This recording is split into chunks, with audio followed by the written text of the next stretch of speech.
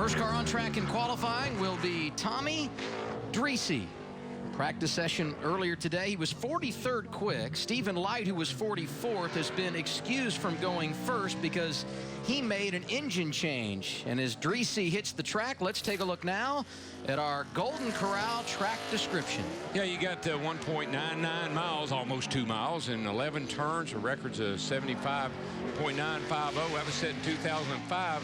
I don't know if we're going to get anywhere near that today or not, but we'll see. If my numbers are correct, there were 6 drivers in practice earlier today that broke the old track record. So we'll see if somebody can go low here in qualifying. It wouldn't surprise me when you look at how these guys practiced. But I tell you, this is one of the hardest places that I know of to back up your practice speed. It's hard because, and I know, and Darrell knows this, it's hard because you get to go out, and you go out and you run, and you go out and you run, and you get in that rhythm. These guys have been setting for a couple hours. They're not in their rhythm. It's like the first song of the day, the first set of the day. You don't get back in that rhythm. You focused on the corners you missed in practice, not the corners you hit, and you end up missing the corners that you hit in practice. Yeah, I think Pocono is a good example of, and even Michigan, where the guys qualified on Saturday. I think they're just, it's hard to get out there and make that track record qualifying lap. Quick lap for Tommy Dreese earlier today was 78.728 seconds. Here he runs a 79.091. And there's a perfect example of what I'm talking about. It's just really, really difficult to hop in that car and go make this fast lap like you did when you were, like Kyle said, when you're getting in a rhythm during practice. And you know, and Darrell talked about it in the opening. Hey, you know, there's 11 opportunities to make a mistake, and you pick up 5 100ths in this corner, 2 100ths in that corner, a 10th in this corner, and then you give it all up in the 4th corner. You know what I mean? And how many times when we do qualifying do you hear somebody say, man, I was good through 1 and 2, but I just gave it all back to them in 3 and 3 because I thought I could really get in 3. You do the same thing here. When you feel like you've got a pretty good rhythm going, sometimes you overextend yourself. Tommy Dreese, who went out first, one of the 9 drivers in the go or go home category, meaning he needs to qualify on speed. Only one driver going to go home this weekend. Landon Castle in the 83, the second out in qualifying, not in that group. 22-year-old from Cedar Rapids, Iowa, will make his road course debut in the Sprint Cup Series here on Sunday. It's fun right there when you come down that hill around turn 4 there, get up on those rumble strips. You are looking at the end of that wall right there, but you can really make some good time right here into turn 7, a really tight, kinky corner, and that leads into the S's. And on road racing, every corner leads to the next one. I know that may say, yeah, right. What it is you got to be in the right spot. You got to be on the right side of the track every time you go around one of these turns, particularly through the S's, to make good time. So Tony Dreese is locked in the field, as is Landon Castle. The next driver, we know problems for Castle. That's just a tough spot right there. And that was great audio, because we heard that before it even happened, because you could hear the front tires just all but squealing. I think it's almost like he maybe got a flat tire after going off the track there. Kyle, that car didn't look good off of that corner either. Yeah, but you know how these tires off. When you go off track, you pick up so much dirt, there's no way. You're going to have to run it off a little bit. Landon Castle with some problems here in qualifying. And that's, again, that's a perfect example of what I'm talking about. Get down through those S's is faster than you have all day. You can't make turn 10. When we get into the go or go homers, when we come back, Chris Cook will be going qualifying when we return to Sonoma. 2 of 44 cars have gone in Sprint Cup Series qualifying from Sonoma. Tommy Dreese, Landon Castle, both locked into the field. They are 1-2 right now. Third car out, one of those that must qualify on time. Chris Cook driving the 19 car this weekend, a 40-year-old out of Phoenix, Arizona. Got 2 career Cup starts, and both of them coming right here in wine country. Boy, he power slid through turn 3 of it. This car is loose. Got a little out to back end, stepped out a little bit there. I think he's just driving it that hard. He's getting all out of this thing he can. Quick lap earlier today for Chris Cook in practice, 78.167 seconds. And what I was talking about, you got to be in the right spot on the racetrack coming through. You try to straighten those S's out. So you're going to be on the right one time, left one time. You're trying to make a straight line down through there is what you're trying to do. He got through that corner there. He got through a 10 very nice. you know, probably nobody has as many laps on this racetrack. He was an instructor for Bondurant a number of years ago, taught so many of these guys, and is a good race car driver, a good, solid race car driver when it comes to sports cars and road racing. I don't want to say anything, but he taught me. Yeah. He was one of the guys that I came out here and he taught me. Yeah, and it was amazing how patient he was. I thought about the times that he showed me stuff and talked to me about stuff, and I'm like, oh, this is crazy. And a nice pickup for Chris Cook over what he ran in practice earlier today, 77.805 seconds. Let's go downstairs now and check in with Ralph Shaheen. Hey, Adam, you know, Robbie Gordon has 2 challenges on his hand. First, he's got to get in the show, which is your first thing you're going to do here today, and then it's all about racing after that. So how do you approach it? Well, we've had to be pretty conservative today. Don't get me wrong, I would like to have been better than what we are, but I can't put a wheel wrong. And I got to do the same thing in qualifying. I got to hit my marks. I got to be on task and just do a good, clean lap. If I can run, I think realistic for us is probably like a 16:20, 16:50. I've been pretty realistic in practice, and I haven't run a whole lap. I've only focused on running from turn 10, 11, and up the hill because a lot of guys will go. So I think we'll see some time slow down. We'll probably be a little better than where we were in practice, but I think we're probably 20 to 25th car. All right, get yourself belted in. Adam, don't forget the last time he tried to qualify for a Cup race this year was Bristol back in the spring. Yeah, it has been a while for Robbie Gordon. Started the first 2 races of the year at Daytona and Phoenix and has not been behind the wheel of a Sprint Cup car competing since that time. Here's Joe Nemechek, 4th driver out to take time, the 2nd of those in the go or go home category. Adam, I just want to tell you, we need more Robbie Gordons. He's an independent guy. He does things his way, but he goes out there and he races every lap like it's the last lap. And I'm not going to tell you it's going to be good or bad, but we will be talking about Robbie Gordon at some point here on Sunday afternoon. I promise you, he's a great road racer. He's almost won this thing here a couple of years ago, finished 2nd. Robbie Gordon, a win here back in June of 2003. In fact, that year he went on to sweep the 2 road course races. Also won at Watkins Glen. Here's Joe Nemechek off the corner. He finished 2nd here last year. He did, yeah. Yep. Checkered flag for Joe Nemechek to the top of the board. That will lock him into the field. The time for Joe, 77.751 seconds, and he locks him down to get to the garage. We were talking about how hard it is to get slowed down. Whoa, big fella, whoa. 4 of 44 have taken time, and yes, it's Joe at the top of the board right now. Scott Speed, the 26th car to go out and qualify this afternoon in Sonoma. But his qualifying run's significant because he is the 9th and final driver in the go or go home category, and a solid qualifying run puts Scott Speed 7th. Great lap. And yeah, he will be in the show. Fastest of the go or go homers that he did. That was as smooth a lap as anybody's run today. You saw how Scott going through turn 11 locked the tires, but he eases off of it and lets the car still roll through and didn't lose any ground. That's a true road racer. And with Scott Speed in the show, Brian Semo will go home. Let's hear from Bobby Labonte. Marty. He got out of the car all smiles, did Bobby Labonte. And where did you feel like you picked up the most time, Bobby? Nice qualifying effort. Yeah, I don't know. I mean, we picked up like 2/10, and some guys picked up a little bit more, and some guys didn't pick up as much. So, you know, I think gaining any time here for qualifying is so hard to do when you can't get your tires warmed up enough. But I don't know where, you know, but obviously all our guys on our Clorox Toyota did a great job. I mean, this is actually Martin Shurex's car, I think, from last year, a short track car that he had, and we kind of converted it over the last couple of weeks. So we didn't get to go test or anything. So first lap on the track for it today was for us was today. So feel pretty good about that. I think we'll be hopefully really good for the weekend. Told the guys on the radio afterward, he said, man, I guess I didn't mess up that lap too bad after all. No, it was a very nice lap. Smooth all the way around. The car looked good. It's okay to lock the right front tire up a little bit as long as you're still going and you're turning. It's when you lock them up and you just can't get the car to turn. A little smoke, that's from all the camber. We talked about the camber. You're only riding on a small part of that tire when you're going down in a corner braking. Talked about Matt Kenseth being smooth and patient. Bobby Labonte fits that category. Yep. Paul Menard, probably another guy you'd put a check by his name when it comes to being patient on the racetrack. Menard, the 27th driver to go out and make a qualifying run here today in Sonoma. Not bad in practice earlier. Menard was 18th. What I like about Paul is he is a guy that will give and take. But let me tell you what, you better not take too much, because he will fight back. Here's Menard. across the start-finish line, and he slots in the 8th position of those 27 that have been out. Marty? Jimmy Finning told Matt Kenseth that puts us first. He goes, really? Must have been some sort of mistake. No, it was true. It was an impressive lap, Matt. Well, the fast guys are coming up yet, so we'll see where it ends up. But yeah, it was a clean lap. Our 2 mock-up runs, we didn't run very fast, and Jimmy and guys made some nice adjustments. Car felt good, had a pretty clean lap.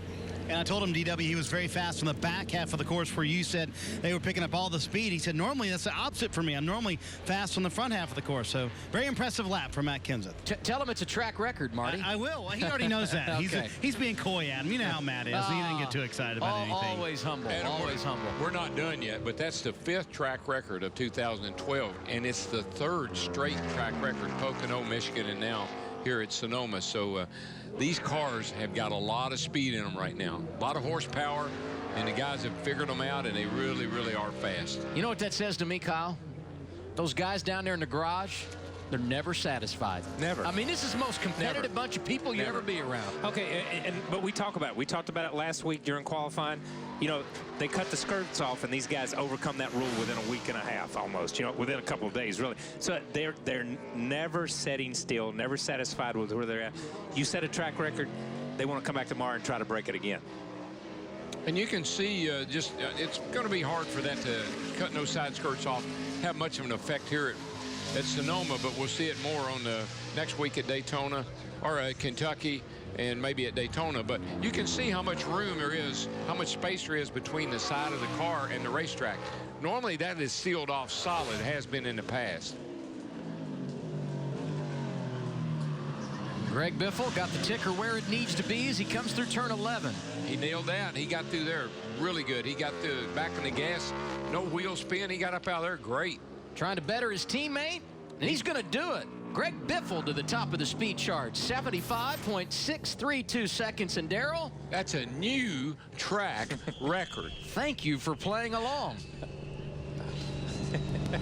Next driver to go out and make a qualifying run, Dale Earnhardt Jr. He's a big all-star in NASCAR, and this July, don't miss the biggest event of the summer as baseball's greatest stars battle for home field advantage in the Fall Classic. The road to the World Series begins with a 2012 MLB All-Star Game. It's Tuesday, July 10th at 7:30 p.m. Eastern Time, 4:30 Pacific. Ralph? Adam with Marcos Ambrose here. Marcos, a lot of times we talk about fast corners and what a guy wants to feel in a fast corner. Here, a lot of conversation about slow corners. What feel are you looking for in the slow corners here in qualifying? A fast one. I don't know. This place is tough to set up for. You know, you got to have just a lot of grip. You know, if the car feels like it's gripped up underneath you can normally make things happen. Some days you get here and just the car's sliding around a lot. You can't get the tyres to bite into the racetrack.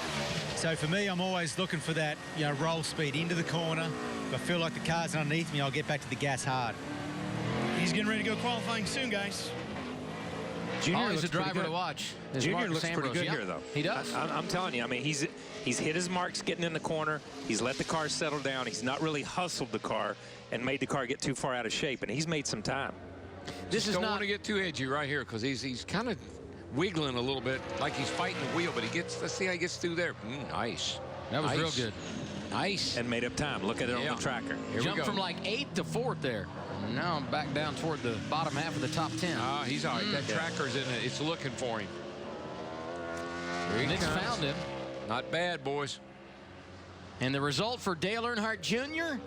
is 6th of the 29 cars that have been out. 76.192 seconds. That's 94.026 miles per hour.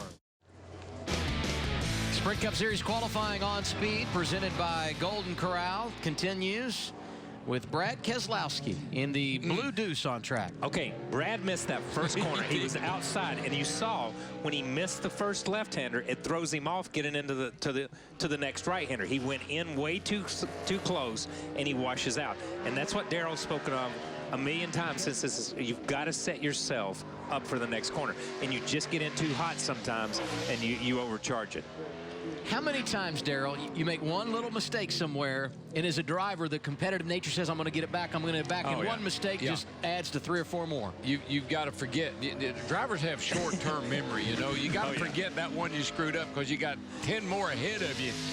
And screwing up the first one is probably a good thing because now you really got to focus, and he's doing a nice job of fighting back here.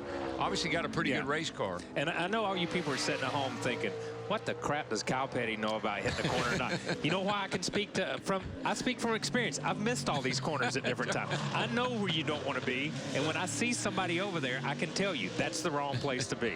You know how I know drivers have short-term memory? How? I'm up here with the 2 of you all the dang time. Oh, yeah. I got you.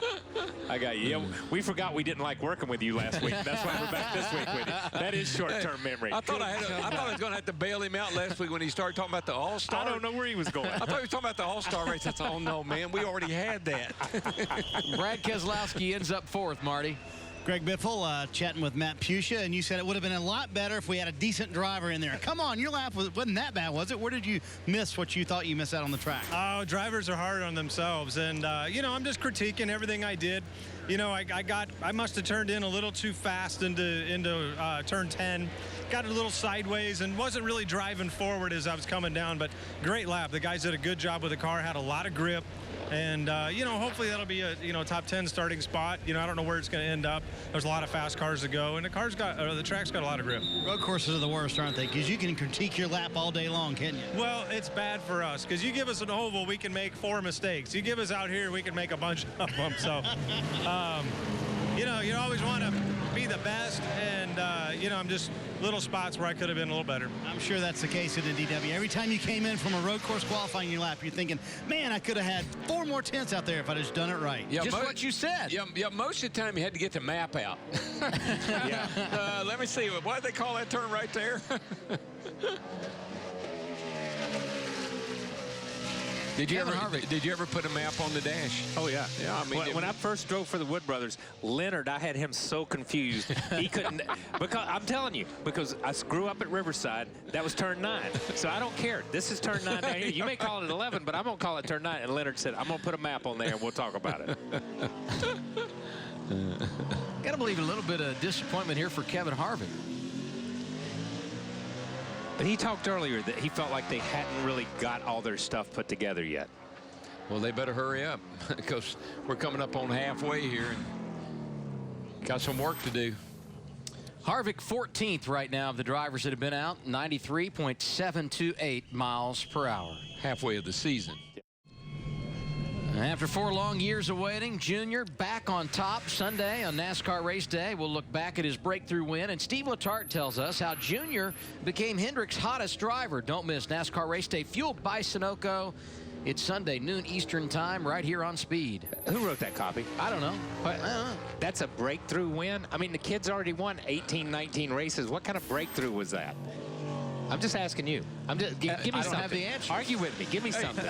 Let Kyle read it next time. What I can tell you is the man that's going to be breaking it down on Sunday sitting in between us, Kyle. I'm just messing with you. You know, you mentioned Dale Earnhardt Jr. I was talking to him earlier. I said, does all that momentum, does it help you when you come to a place like Sonoma where you haven't run so good? And he said, not really. No, it doesn't. You know what? That win was a big relief. Yes. He needed that badly, but now he's faced with a track where he admittedly doesn't do that well, and wouldn't you know, you win a race, you got that momentum. Now you come to a place where, well, it's not one of my favorites. You know, he'd a lot rather be going to maybe Kentucky or Daytona than he had to be coming here. And I think the whole sport would be rather going to Kentucky after this and carry that momentum off Dale's win. They'll carry that momentum, but we come here, and this is a great place. I'm not belittling this place or saying anything. No, but it's a totally different place than what the usual places are that we run. Well, you come here, and drivers tell you can't fake success at Sonoma. I mean, it is tough to get around this place, and if you don't have all your ducks in a row, you will pay and get exposed. Carl here, he's doing a nice job with his car. He's going to have a nice lap.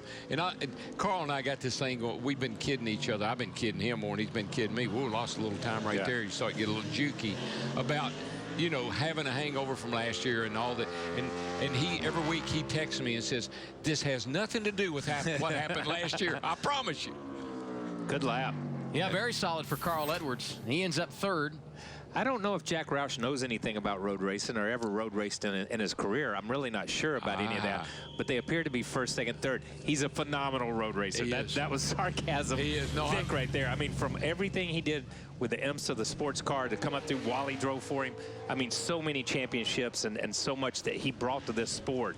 And I think Jack Roush and that team elevated road racing in this sport, that organization, because it forced everybody else to say, well, if Jack's doing it, it's got to be the right way, because he knows how to get it done. Yeah, when Martin drove for him, I mean, you'd go over and you'd want to look at their car, and they'd have everything on it covered up. Yes. Shocks, springs, everything, because they don't want anybody to see what they were doing. But they knew what they were doing. Oh, yeah. And we didn't know. We were kicking your butt. Yeah, and we were taking short track cars and trying to run road races. They were bringing road race cars. Those Mustangs that Roush ran there for those number of years in the 24-hour races. Incredible. That was a sure thing. Yeah, incredible.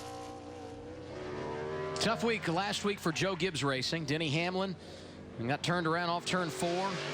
Busted a fuel line, I believe it was. Started a fire, and that ended his day. Joey Logano involved in that crash on the restart on the back straightaway at Michigan. Engine problems for Kyle Busch.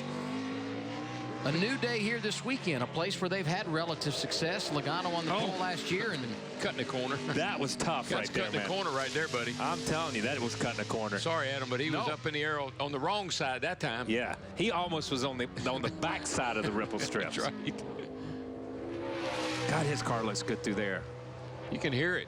You can hear them when they come around that corner and they get back in the gas and they're digging. Yeah, just hangs it in there, gets down to the apex, gets down to the curb, and picks up the gas and just stays steady. Denny looked good through there. Yeah, 10 and 11 are going to really pay off for him. Hamlin picked up a lot on the latter part of his lap. He ends up 7th of those 33 drivers that have gone out and made a qualifying run at Sonoma. 76.052 seconds. That's just over 94 miles per hour. Still to come, Kyle Busch and brother Kurt. They've both gone to victory lane here. The NASCAR Sprint Cup Series qualifying in Sonoma, California for the Toyota Save Mart 350. A.J. Allmendinger, the 34th driver to go out and make a qualifying run. You know, Adam, one reason we're seeing these cars, a lot of them pass, and we've got 3 that have broken the track record. It's cool out there today, and it's overcast now. The middle of this session, it was a little sunny, and now it's gotten overcast, and temps dropped.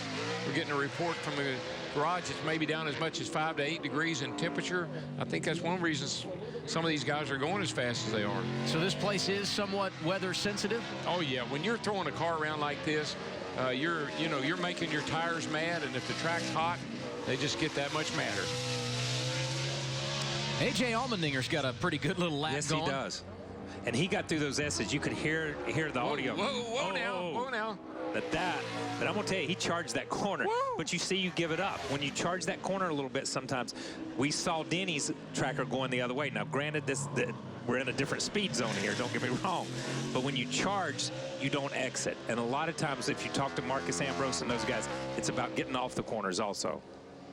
Here's AJ at the start-finish line. He ends up 8th. Lost it right there at the end. Yep. Ralph? You know, Adam, you guys are talking about the weather. As somebody who grew up out here, let me tell you, normally you're talking about 90s to 100-degree temperatures here, not like this today. This is beautiful for us. Jeff, is that helping you at all with the turn-in on this car, or is it making it more difficult to get the car to go where you want it? It's hard to say. Goodyear brought a little bit different tire as well, so the cars are definitely pointing and turning a little bit better. Speed seemed to be pretty good. Weather's helping as well. I did not expect this kind of weather here today. I mean, even looking at the forecast, I knew it was going to be, you know, a little cooler than normal, but I had no idea it's going to be cloud cover like this and cool. And so, you know, I think for us it's just having similar conditions to what we had in practice and hope that we can just make a few adjustments and I can, you know, hit my marks and lay down another good lap. He's ready to go, excited about it too. They got a fast race car here today. If you look down behind Jeff Gordon, no cars on pit road. The reason why, qualifying order set through practice. Fastest guy goes out last, and that was Jeff Gordon. Yeah, well, that was a nice corner right at that was. They call that 3A up there, and he had that thing power down, doing a little power slide around there. Yeah, he carried that right front through there, and we haven't seen a lot of people carry that right front, but he was on the gas, and that thing was sticking pretty good. Bounced off that curb. Colin couldn't get back to the gas quite as quick as he needed to. Cost a little bit, but he's making it back down through here. Up to 3rd, up to 2nd on the tracker. Now over to 1st. He is coming down that hill, baby. Can he make this corner? Oh, yeah. Wow. Oh, yeah. That was nice. 3 front row starts for Jimmy Johnson at Sonoma. Never a pole. Oh, yeah. Nice. I can hear Chad now. Nice job there, Mr. Johnson. I don't think Chad's ever told Jimmy he did a nice job. Make it 4 drivers that have eclipsed the old track record for Jimmy Johnson, 75.574 seconds. That's a speed of 94.795 miles per hour. That's how you know. That's how you know he's going really fast. He couldn't get stopped. Let's check out an American ethanol fast fact. Ethanol reduces carbon buildup in engines. The higher the ethanol blend, the lower the build. Let's go to the garage and Marty Snyder. Well, Carl Edwards wanted to do that interview before Jimmy Johnson knocked him down to 4th, but still an impressive lap for you. The weather help out a little bit. It's certainly cooling down, much more grip. Yeah, the weather's helping a lot. I'll tell you what, Marcus Ambrose has helped me a lot. We talked a little bit before we did the interview here. We went to VIR. He helped us. I've been kind of trying to do what he does this weekend. We got his setup. I went and hung out on his hauler. I was like, what's he eating here? I ate a little bit of his corn there. I bet you might. Don't do that. I learned that last week. Bad. I saw that on television. It's not good. Bad. Kyle Petty didn't mind it. He had the whole thing. I still don't understand that part of it. We'll talk about that in a second. But, yeah, Jimmy just ran a heck of a lap. And as you watch these laps, you know, that tracker does not tell the whole story. We had a really good lap going with the Aflac Fusion, and they need a heart rate portion on that tracker because you're like, oh, I got it going, it's great, and then it just crescendos there, and then you try not to mess that last corner up, and I messed it up a little bit, but it's going to be a great race. I love this place. Even when he watched Jimmy's lap, he said, I'm happy with my lap. I'm cool with that, but we still don't know, KP, how you ate that whole Vegemite sandwich. Just not good, KP, not good. It was good, man. I didn't want to be rude. I read Emily Post. You don't, if a guest gives you food, you eat it. That's the way it was. I'm going to tell you, Kurt Busch doing a up heck there, of a job. He is, and up there in turn 7, he probably used that curve the best to make that car rotate. He got in on the right front, let that thing rotate on, and got to the left rear and drove that thing and made good time through that corner. You know what I tell you about that Vegemite? Let Emily Post eat it. That's what I say. That stuff is bad, man. It is really bad. No, it was good. I went home and, you know, I'm not going to tell you what I ate to get the taste out of my mouth, but I'm sure you know what I'm talking about. Probably had to put a little Santa flush on your toothbrush. And now 5 drivers have broken the old track record. Kurt Busch, who won this race 1 year ago, currently 3rd of the 36 drivers that have been out. Man, he made it happen up off the corner. Oh, baby. David Gilliland, 8th quick in practice earlier today, and he has got his hands full in qualifying. You want to see somebody manhandling a car around a racetrack. This thing has been in the air more than it's been on the ground. Man, he is driving the wheels off of it. And, you know, we talk about David gets around this place really well. Yeah. He's a really good road racer. And I think he just got so out of shape a couple of times. Then he tried to make it up in the next 2 or 3 corners. And I think sometimes if you just settle down, you get it back. But he just continued to lose because of that. I never saw it. He was in the air more up at the tight end of the racetrack than anybody we've seen all day. And it really hurt his time. I told you he was top 10 in practice, not going to back it up in qualifying. Gilliland ends up down in the 20th position, 76.601 seconds. Watch his thing. I mean, I think he may be the first guy to have all 4 wheels off the ground. Yeah. But there's another one. Wait, there's more. Look at that. I think he's going to turn over. Yeah. I mean, it's just tough, and what it does, it overloads the left side of that car when he's there, and when it does land, it compresses on the next side, and it's just hard to change directions. Marcos Ambrose off and rolling with his qualifying This will be a lap. Let's send it down to Marty as he takes the green flag. This will be pretty. Carl Edwards and a bunch of guys were watching Jimmy Johnson's lap, and they said, man, he made it look so easy. You said it wasn't easy behind the wheel, though. Why? No, one of these Cup cars around this racetrack is tough. It doesn't matter how fast it is. It's a lot of work. A lot of power, a lot of weight with very little grip, so it makes for an exciting lap. But it's been tough to feel fast. Even when I've been fast, if I didn't have the stopwatch to tell me, I'd say it wasn't all that good. So we'll see how it holds up, though. It was a decent lap. Also had a big week with his golf tournament, raised a lot of money, but we all want to watch this Marcos Ambrose lap right here, Adam. Yeah, it's a good one, too. I mean, you watch Marcus, he's not getting a lot of air. He's just hitting the marks perfect. I mean, he's hitting it perfect. And he is keeping all 4 tires on the ground, not up in the air, not having to wait on the car. The car's settling because he's got all 4 tires on the ground. And I'm going to tell you, he made the top of the racetrack. Oh, my gosh. I mean, everybody else has been 8th, 9th, 10th. He was first in the top part of the racetrack. And, Kyle, if they think Jimmy Johnson made it look easy, I mean, this looks like he's not going that fast. You know, if you just visually watch him, you say, well, he's not getting any air. He's not on the curbs. This man is moving. That's incredible. And you know what? A couple of road courses, if he could win both road courses, he'd have a pretty good shot of making a chase. You got that right. Here's Marcus Ambrose. Put him at the top. Wow, 0.3 of a second quicker than Jimmy Johnson. 75.203 seconds. Now, I got to tell you, that is a new track record. That's incredible. With an exclamation point. Oh, my gosh. Look at Jimmy.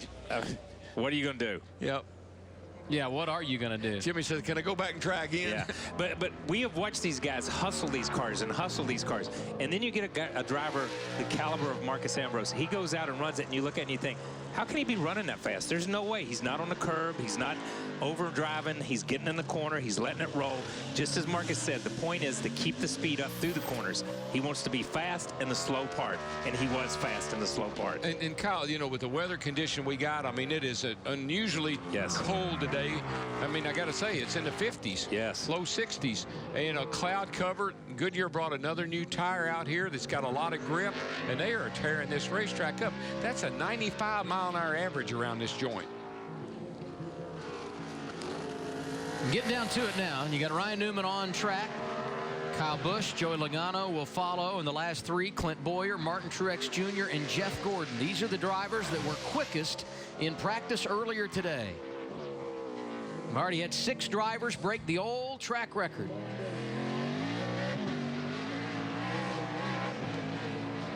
You know, normally when you come to the road courses, I said in the opening, it's hard to back up what you practice. But when you nail it, like we've seen a few of these guys do, it's awesome what you can get, what kind of speed you can get around here. Ryan Newman, one of the drivers that's still looking for her first win on a road course. It's going to be a nice run. Yeah. Hear him run up against the chip when he come through there a little bit. Got a little wide right there. Cost him. Get it back. The Rocket Man not going to get a pole, but he is going to eclipse that old track record like 6 other drivers have done. Newman 6th, 75.802 seconds. That's 94.509 miles per hour. Monday night, Larry Mack and the gang going to break down what happens here on the twists and turns in wine country. A look back at round 16 for the Sprint Cup Series on NASCAR Race Hub. You hear from the drivers and get the latest news from the world of NASCAR. Race Hub, Monday, 6 p.m. Eastern Time, right here on Speed. Marty, Ambrose fast for the 2nd week in a row in qualifying. I know. He was fast last week at Michigan. I think he's finally catching his breath after that qualifying lap here at Sonoma. We all thought you might beat Jimmy Johnson, but by half a second. Did you think that was even possible? Well, I tell you what, Ford Racing have really put a lot of effort into this weekend's race, and I've got to thank them for the horsepower and also the engineering assistance. And the Rich Petty Motorsports team have been doing a great job for me. I think last week compared to this week might be over 100 mile an hour average difference in lap time, but I think this one was more intense. You know, just really hard to hit your lines here, and we didn't have a great practice, and we had to really rebuild the car, and we didn't know what we had. But I'm proud of my team. I've got to thank Stanley. We've got a chance to win $1 million for kids here this weekend, so a race for a miracle, and hopefully that qualifying holds up to be a miracle too. You looked so smooth out there, though. You're saying it was quite intense behind the wheel. Well, you know, don't believe everything you see in here, because I thought I was working pretty hard behind the wheel, but if you guys said I was smooth, then I'll take it. All right, and Todd Parrott said, I don't care where that stacks up at the end of the day. That was an impressive lap, dude. It really was, Mark. It's almost as impressive as that 203 last week at Michigan. That's 75-20 now. You know, Jeff Gordon's fast, but if I'm like Todd Parrott, if somebody can beat that, that's going to be a whale of a lap. Solid effort from Kyle Busch. Yes. Really won good here effort. 4 years ago, and he's going to stick it inside the top 5, right in front of his brother. The numbers for Kyle: 75.704 seconds, 94.632 miles per hour. The quick one still to come. Martin Truex Jr. and Jeff Gordon on track when we return. Joey Logano's become a pretty good little road racer. Started on the pole here at Sonoma 1 year ago, finished 6th. In fact, he's one of the few drivers that was in the top 10 in both of the road course events in 2011. Also had a top 10 finish at Watkins Glen in August. Logano begins his qualifying run. He was 4th quick in practice earlier today. And see, there's a kid that come off of, that Pocono win, goes to Michigan, got a little momentum, has bad luck. You need to, when you get those wins, you get that momentum, man, you'd like to be able to capitalize on it. I think wiggled a little bit there when he got over on the ripple strips to the left side of the racetrack. I'd like to say she's just a little nervous. Yeah, but we talked earlier during practice, Joy's had good runs here, good finishes here. And some places, and you know this, Daryl, some places you just naturally adapt to. And this was a place that Joy came, seemed to have a good time driving, seemed to have fun when he got here, and it transferred to his finish, to the finishes that he's had. I think a lot of that, Kyle, is just, it's working the gas. Yes. You got to be smooth on the gas here. You can't just stab that gas pedal wide open, jumping in and out of the throttle. You got to be smooth, and this kid is smooth. Yes, he is. Here's Logano into turn 11 to complete his qualifying lap, and that will leave us with 3 drivers to go. Here on Fast Friday, at the line, Logano goes 11th of the 41 drivers that have been out here this afternoon. And there you see the number: 76.044 seconds, 94.209 miles per hour. And just to put that in perspective, that's 11th quick. And it's almost a second. It's 8/10 off of what Marcus ran. That's incredible. That lap Marcus, I'm telling you, it's as impressive as that 2:03 last week. Yeah, it is. It is. And we talk. You go to other ovals, and everybody is so close, and it's like, oh my gosh, if I'd have just done this or just done that. But when you go back to your truck and you're 8/10 off, it's like, I wasn't even close, dude. I'm sorry. I wasn't even close. There's nothing I could do. I'm sorry. You know what? There's 11 turns to mess up on. There's 11 turns to pick up speed on. And Marcus, over everybody else, picked up about a 10th every turn. Yes. He took the green flag. The ticker went all the way to the left, and it stayed there like something was chasing it. The number 1 never went away. Yeah, it was like it broke. But I'm going to tell you something. My man Boyer here, he's doing it. I was impressed with the first practice. When he stuck that thing in the top 2 or 3 in practice, I thought, my gosh, where did Clint Boyer come from? I think he's been running the back roads of Kansas out there in Emporia. But he has done a great job in the short time that we've been here doing something. You see the tracker all the way over there right now. This could be impressive. It could be. If he can beat Marcus, my hat's off to anybody that can beat that lap. We've all talked about how important it is to start up front. Boyer working on a great lap. Really is. I mean, those are nice, nice smooth turns he's made all the way down through the S's. A little conservative into the 10 there, but he didn't want to mess up. A little conservative there, trying to hold it on the bottom. Carried good speed through there, though. Getting out of the hole, really coming up out there with some speed. Let's see if it'll pay off. Looks like it's going to be about 4th. At the line for Boyer, indeed it is. 75.666 seconds. Good lap, though. Yep. 94.679 miles per hour. Only 2 more bullets to dodge for Marcos Ambrose. Won the pole last week, the first of his career at Michigan. Darrell pointed it out. Over 203 miles per hour. And the first man that's going to try and run him down and steal the pole, Martin Truex Jr. Pretty good little road racer. And as Martin lines it up and gets set to roll, we remind you, Fox has coverage of the Major League Baseball All-Star Game Tuesday, July 10th, 7:30 p.m. Eastern Time, only on Fox. Rather ironic that he and Jeff Gordon are going out at the end. The 2 boys that, they have a history here. They didn't have nice things to say about each other at the end of last year. That happens. There'll be people that leave here Sunday that don't have nice things to say about each other either. It is like road course racing has taken on a short track mentality. It's road rage. I mean, these boys, it's pin-up road rage. They get to a place where they can run over somebody and not hurt them. It's a nice-looking move. Wow. Look at the ticker. Spending a lot of time on the left side. We don't see the results. You know, we see the calls, and when we watch the ticker, we'll see the effect. He had a little crazy off of 4 there, and it cost him in the ticker move. Now he's picking it back up. See if he can make it down through here without making any mistakes. Looks good so far. Coming down this hill, man, and you are flying right there. Now they sell it off in the turn 10 there, and they pick up the gas before they ever get to the corner and drive it through that corner, kind of like the tunnel turn at Pocono. Well, what you know is it's so many cars run off of that turn 10 into the rocks and dirt over there, and if you do, that's disastrous. It's going to be right on top of his teammate. Yeah, both going to be in the top 5.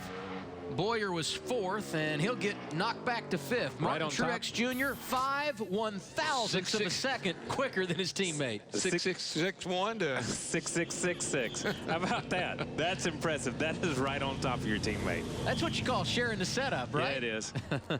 Well, here's the man.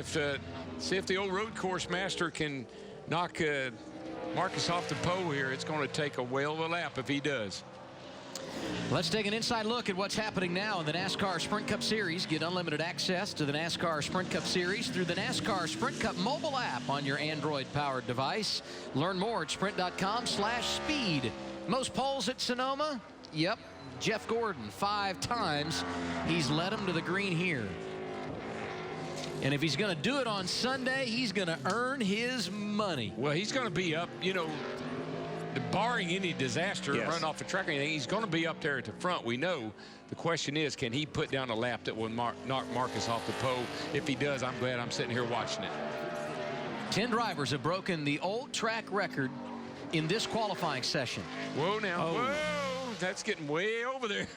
He just cut into that corner, and then it sends him out in the wrong place, and we saw how smooth Marcus was when he came through all that. Marcus got such little air, but he didn't use the curbs that much. That's when you really are on it, when you don't have to have the curbs to make the car turn.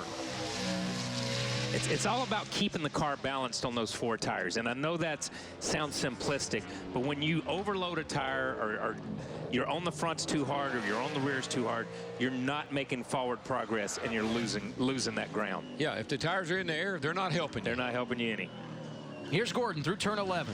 Looks pretty solid so far, and the tracker looks like it's pretty well stuck on second, which would still be a pretty nice lap. If he had nitrous right here, he might have a chance. He needs John Force power there.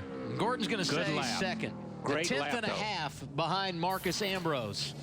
Great lap for Ambrose for has won the pole, 75.203 seconds for the Australian. Second week in a row and the second of his career. And pretty solid qualifying effort for Clint Boyer, who will start 6th on Sunday, Ralph. Yeah, he's just down here talking with Mark. Well, he just got you, didn't he?